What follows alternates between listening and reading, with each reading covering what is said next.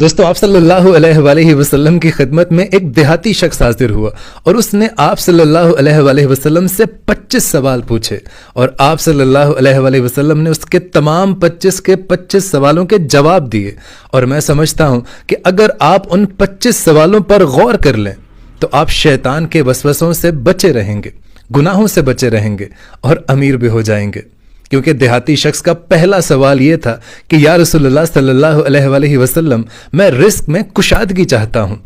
تو آپ صلی اللہ علیہ وآلہ وسلم نے اس سے ارشاد فرمایا کہ ہمیشہ باوضو رہنا۔ پھر اس نے دوسرا سوال پوچھا کہ یا رسول اللہ صلی اللہ علیہ وآلہ وسلم میں دعاؤں کی قبولیت چاہتا ہوں کہ میری ہر دعا قبول ہو، تو آپ صلی اللہ علیہ وآلہ وسلم نے ارشاد فرمایا کہ حرام کھانا چھوڑ دو۔ پھر اس دیہاتی شخص نے تیسرا سوال آپ صلی اللہ علیہ وسلم سے کیا کہ یا رسول اللہ میں اللہ کے دربار میں خاص درجہ چاہتا ہوں،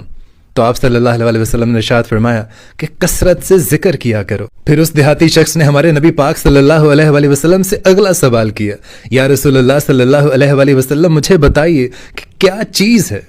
چیز ہے جو مجھے گناہوں سے معافی دلائے گی، تو آپ صلی اللہ علیہ وسلم ارشاد فرمانے لگے کہ تمہارے آنسو، تمہاری عاجزی اور تمہاری بیماری۔ پھر اس دیہاتی نے اگلا سوال کیا، یا رسول اللہ مجھے بتائیے کہ ایسی کیا چیز ہے جو دوزخ کی آگ کو ٹھنڈا کر دے گی، تو آپ صلی اللہ علیہ وسلم نے اسے جواب دیا کہ دنیا کی مصیبتیں۔ پھر اس شخص نے اگلا سوال کیا، یا رسول اللہ صلی اللہ علیہ وسلم مجھے بتائیے کہ اللہ کے غصے کو کیا چیز ٹھنڈا کر سکتی ہے، تو آپ صلی اللہ علیہ وسلم نے ارشاد فرمایا کہ جب تم چھپ چھپ کے صدقہ دیتے ہو اور جب تم اپنے رشتہ داروں کے درمیان صلہ رحمی کرتے ہو تو وہ اللہ کے غصے کو ٹھنڈا کرتی ہے۔ پھر اس نے پوچھا کہ یا رسول اللہ صلی اللہ علیہ وسلم مجھے بتائیے کہ سب سے بڑی برائی کیا ہے،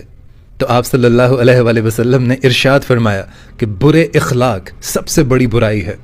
پھر اس شخص نے پوچھا یا رسول اللہ سب سے بڑی اچھائی کیا ہے، تو آپ صلی اللہ علیہ وسلم ارشاد فرمانے لگے کہ تمہارے اچھے اخلاق اور تمہارا صبر سب سے اچھی اچھائی ہے۔ پھر وہ دیہاتی شخص پوچھنے لگا کہ یا رسول اللہ صلی اللہ علیہ وسلم مجھے بتائیے کہ میں اللہ کے غصے سے کیسے بچ سکتا ہوں،